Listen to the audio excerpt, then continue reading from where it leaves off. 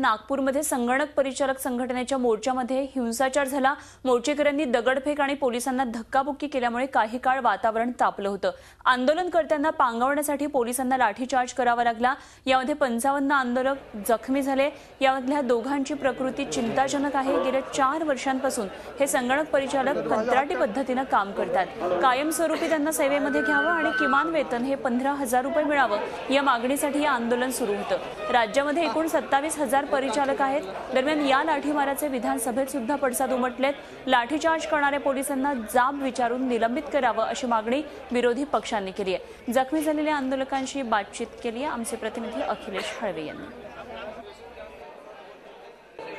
महाराष्ट्र राज्य परिचालक संघटनेच्या मोर्चावर पोलिसांनी लाठीहल्ला केला। मी या क्षणी नागपूरच्या शासकीय रुग्णालयात आहे आणि आपण बघू शकतो की मोठ्या संख्येने इथे जे या संघटनेचे कर्मचारी आहेत किंवा संघटनेचे जे पदाधिकारी आहेत, कार्यकर्ते आहेत, इथे जखमी आहेत। इथे रुग्णालयात भरती सुमारे 100 कार्यकर्ते जखमी आहेत, त्यापैकी काहींना गंभीर जखमा झाल्यात। आपल्यासोबत काही कार्यकर्ते त्यांच्याकडे जाणून घेऊया नेमका काय प्रकार घडला।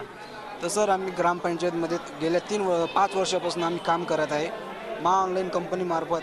पण आता 31 डिसेंबरला आमचा करार संपत असल्यामुळं आम्ही राज्य सरकारला आमची एकच मागणी होती की आम्हाला झेडपी अंतर्गत जिल्हा परिषद अंतर्गत परमनंट करा आणि वेतन किमान वेतन 15,000 रुपये द्या।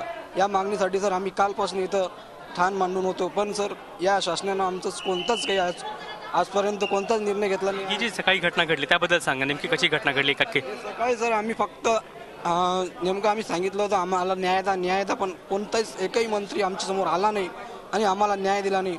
आणि सर्व पोलीसवाल्यांनी आम्हाला डायरेक्ट आमच्यावर लाठीचार्ज सुरू केला आणि बहुतेक कमीत कमी 4 ते 5 जण सर आमचे मृत्युमुखी पडलेले आहे सर आजच्या घटनेमध्ये। अजूनही काही कार्यकर्त्यांशी बोलूया। हे सांगा की नेमका काय प्रकार घडला? काय नाही साहेब, सगळं शांततेत चालू होतं, पण अचानकपणे पोलिसांनी लाठीचार्ज चालू केलं तिथं। आपण बघू शकतो की या नागपूर शासकीय रुग्णालयात मोठ्या संख्येने या संघटनेचे पदाधिकारी भरती आहेत आणि महत्त्वाचं म्हणजे अनेक जणांपैकी गंभीर असला आहेत। कोणाचा प्रकार कसा घडला त्यासंबंधी पोलीस जरी चर्चा करत असला तर एक महत्त्वाचं की विधानसभा अधिवेशन सुरू असताना ही घटना अतिशय गंभीर आणि पूर्ण घटनेची दखल राज्य सरकारला घ्यावी लागेल। Video journalist Ratnasheel Akhilesh Halwe, Zee media, Nagpur. Zee 24 तास रहा एक पाऊल पुढे।